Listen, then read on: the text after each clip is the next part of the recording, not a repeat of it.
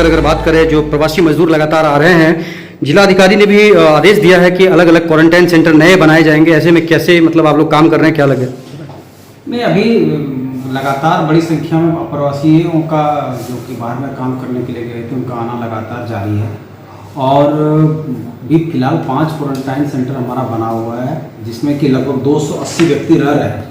अभी तक जब आपसे बात हो रही तब तक 280 व्यक्ति हैं और अभी भी आने की सूचना जस्ट मिली है। तो आज जितनी भी संख्या में लोग आएंगे सभी लोगों को क्वारंटाइन किया जाएगा। रही बात कि कई ऐसे लोग भी आ जा रहे हैं जो कि रेड जोन में नहीं हैं या ग्रीन जोन में हैं या फिर अदर्स हैं। बाहर में जितने लोग आते हैं ग्रामीण के पास में अचानक से घुस जाते हैं, कभी कभी होता है कि हमें पता भी नहीं चल पाती है। तो एक आग्रह होगा कि सभी हमें सूचित कर दें, कोई भी आपके माध्यम से लोगों तक ये सूचना हो जाए कि अगर कोई भी व्यक्ति बाहर से आते हैं तो हमें सूचना मिल जाए, ज़रूरत के अनुसार हम उन्हें क्वारंटाइन करेंगे। और ये बताएं कि सर क्या कहीं कहीं से जो मामला सामने आ रहा है कि लोग कहीं ना कहीं गुस्से में दिख रहे हैं, गर्मी लग रही है या बहुत सारे ऐसे बातों पर, जैसे रोटी को लेकर कहीं कहीं मांग हो रही थी, तो क्या मतलब क्या कहना चाहते हैं? इस तरह की बात, रोटी की मांग की जाती है लोगों के द्वारा कि चावल रोज खाना पड़ता है, गैस बन जाती है। देखिए, रोटी देना थोड़ा संभव नहीं हो पाता है गर्मी के दिनों में, और फिर उसकी क्वालिटी मेंटेन कर पाना, बहुत बड़ी संख्या में बनाना थोड़ा सा अच्छा नहीं है हो पाता है, सही तरीके से बन नहीं पाता, फिर वो कच्चा रह जाएगा, जल जाएगा। ये समस्या का सामना करना पड़ेगा। अगर कोई उसमें से पेशेंट है या कोई शुगर के पीड़ित व्यक्ति है तो उनको हम रोटी कम मुहैया कराएंगे, अन्यथा बाद बाकी को फिलहाल चावल ही खाना पड़ेगा, उसी में संतोष करना पड़ेगा। वो चाहे तो अगर कोई ज़रूरत के अनुसार अगर कोई बहुत ज़्यादा ज़रूरत है तो उन्हें हम रोटी भी देने का प्रयास करेंगे।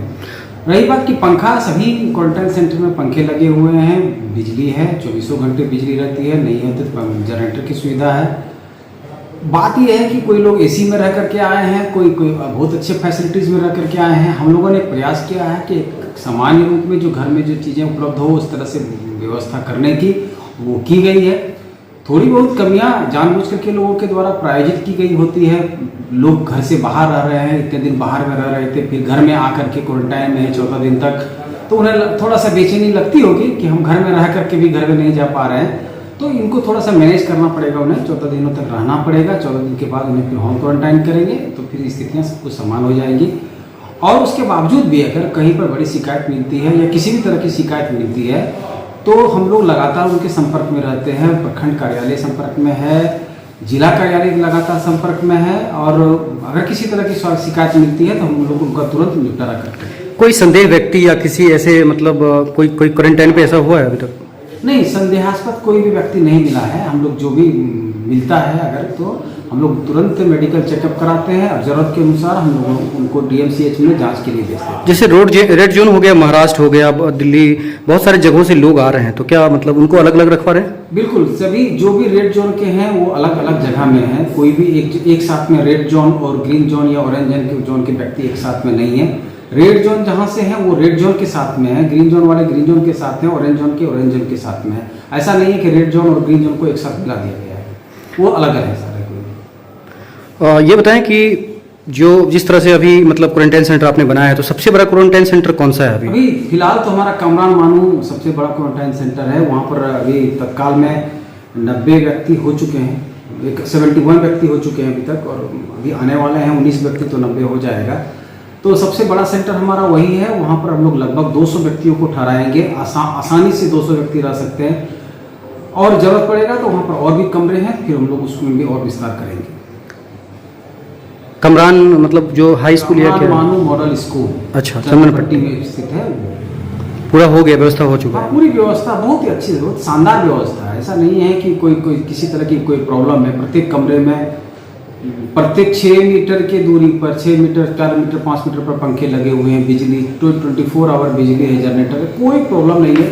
उसके बाद वहाँ पर खाने का व्यवस्था कैंटीन के माध्यम से है। एक्चुअली उन लोगों को खाने का सबसे अव्वल व्यवस्था है वहाँ पर कि हम एक वेंडर को दे दिए हैं, वो सुबह का नाश्ता, चाय नाश्ता, फिर दोपहर में खाना, शाम में नाश्ता चाय, फिर रात का खाना, बहुत अच्छे तरीके से होटल टाइप का मैनेजमेंट किया हुआ, वहाँ पर बहुत अच्छी व्यवस्था है।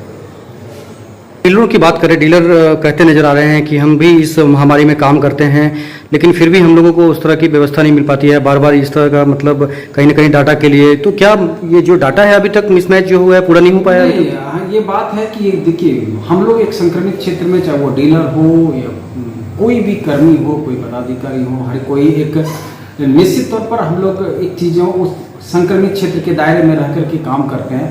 बिल्कुल हम लोग अपना मेंटेन किए रहते हैं कि हम लोग एक सोशल डिस्टेंसिंग का अनुपालन करते हुए काम कर रहे हैं। अच्छी बात है, हम लोगों के साथ कोई प्रॉब्लम नहीं हो रही है और होनी भी नहीं चाहिए। डीलर को भी यही चीज़ों की हिदायत दी गई है कि आप सोशल डिस्टेंसिंग का अनुपालन करें, सैनिटाइजर मास्क वगैरह पहन के करें, लोगों के बीच में मात्र 20 से 25 लोगों का वितरण करें। और जहाँ तक डाटा की बात है, माननीय मुख्यमंत्री के द्वारा, हमारे बिहार सरकार के द्वारा ये प्रत्येक राशन कार्डधारियों के खाते में 1,000 रुपये जानी है। अभी तक कुल 31,000 लोगों के खाते में राशि चली गई। हायाघाट की बात करें तो हम 31,000 लोगों के खाते में जा चुकी है। 3 से 4,000 लोग बचे हुए हैं जिसकी कि हम लोग सूची तैयार कर रहे हैं। उन लोगों से आधार कार्ड, बैंक अकाउंट लेकर के पुनः हम लोग एंट्री करेंगे, जल्द ही उन सबों के खाते में राशि चली जाएगी। फिर इस महीने का जो राशन बंटने वाला है उसमें क्या है, वही मैसेज है? पूरी तरह से जैसे पिछले महीना बटी थी, प्रत्येक सेंटर पर एक सरकारी कर्मी नियुक्त हैं, प्रत्येक पंचायत में एक जोनल पंचायत प्रभारी हैं, 3 जोन बटे हुए हैं जिसमें कि जोनल पदाधिकारी काम करेंगे। वितरण ज्यों ही शुरू होती है, प्रत्येक दिन सुबह में 7 बजे से 5 बजे तक हमारे कर्मी वहाँ प्रतिनियुक्त रहेंगे, वो लगातार उसको पिछले बार की बात करें सर, आपने इंटरव्यू में कहा था कि जहाँ भी लोग रहेंगे वो वीडियो बनाते रहेंगे डीलर के यहाँ, तो क्या ऐसी कोई बात नहीं कहीं नजर आई? तो क्या कहना? नहीं, ये हमने उन्हें इंस्ट्रक्ट किया था वीडियो बनाने के लिए कि वीडियो बनाइए आप। यदि कोई बाद में फिर इसलिए वीडियो लोगों ने नहीं बनाया कि पॉस मशीन के द्वारा बिक्री प्रारंभ हो गई, तो पॉस मशीन में ऑटोमेटिकली ऑथेंटिकेट हो जाती है, इसलिए वीडियो की जरूरत नहीं पड़ी। बात करें क्वारंटाइन सेंटर की फिर से एक बार, कितने लोग अभी टोटल हायाघाट में हैं? नहीं, अभी 280 लोग हैं हमारे पास अभी जो कि रह रहे हैं। अभी सूचना मिली है और 19 लोगों की, तो बढ़ती रही, लगातार बढ़ती जा रही। ट्रेन आएंगी, बसें आएंगी, तो फिर लगातार बढ़ती। सैनिटाइजर मास्क भरपूर सभी जगह प्रत्येक सेंटर पर सैनिटाइजर है, उसको स्प्रे कराया जा रहा है, सफाई की व्यवस्था है। प्रत्येक क्वारंटाइन सेंटर में जो भी रह रहे हैं, उनको जो हमारे कर्मी हैं, उन सभी के लिए मास्क की व्यवस्था है। ये सुरक्षा के दृष्टिकोण से सारी चीज़ हम लोगों ने कर रखा है और उम्मीद करते हैं सब कुछ अच्छा है। सर, आशा कार्यकर्ता जो काम करती हैं उनका एक ही मतलब कहना था, जो कि ऑफ द रिकॉर्ड था, उन्होंने वो बात कर रही थी कि हम लोग फिर से काम कर रहे हैं, ऐसा नहीं कि काम करा कि उनको पैसा नहीं मिले, ऐसी कोई बात। क्या कहना चाहते हैं इस संबंध में? कल विकास दरभंगा महोदय के द्वारा हमें इंस्ट्रक्ट किया गया है। हम यहाँ से एक पत्र, अनुग्रह पत्र भेज रहे हैं कि नहीं, वो आशा कार्यकर्ता जिन्हें कि कुछ कमीशन के रूप में थोड़ी बहुत पैसा मिलती है डिलीवरी के समय में या फिर किसी विशेष स्थिति में, तो क्योंकि ये हमारे पास लगातार कार्य कर रही हैं, तो उसके लिए कुछ विशेष व्यवस्था कराने का प्रयास किया जाएगा। और निश्चित तौर पर जो भी हमारे ये काम कर रहे हैं, क्वारंटाइन सेंटर में जो भी काम कर रहे हैं, वो अपना घर द्वार छोड़ कर काम कर रहे हैं, तो उनके लिए हम लोग प्रयास कर रहे हैं। निश्चित आंगनबाड़ी की सेविका भी हैं और आंगनबाड़ी की महामंत्री हैं दरभंगा की, शाहीन परवीन नाम है उनका एक यहाँ पर आज वो था कि मेरे ऊपर जो है किया गया है, कोई लेटर उनको दिया गया है, तो क्या मामला है सर? ये कहीं ना कहीं गबन का जो मामला आ रहा है उनके ऊपर। अभी मेरे संज्ञान में ये बात नहीं है, वो हमारे संज्ञान में नहीं आई है, वो CDPO के माध्यम से ये हो पाएगा। अभी मेरे संज्ञान में नहीं है, हम उसको देखेंगे। ये वो बोल रहे थे कि हम काम पे थे, लेकिन फिर भी हमारे ऊपर जो है गबन का मामला मतलब दर्ज ये किया गया है। और नहीं, अभी हम उसको नहीं जान रहे हैं, जानेंगे बता सकते हैं, दूसरे दिन बात करेंगे इस पर, क्योंकि अभी मेरी जानकारी में नहीं है कि क्या बात है, मैं नहीं जानकारी में। हो सकता है कि आंगनबाड़ी CDPO के द्वारा कुछ की गई हो,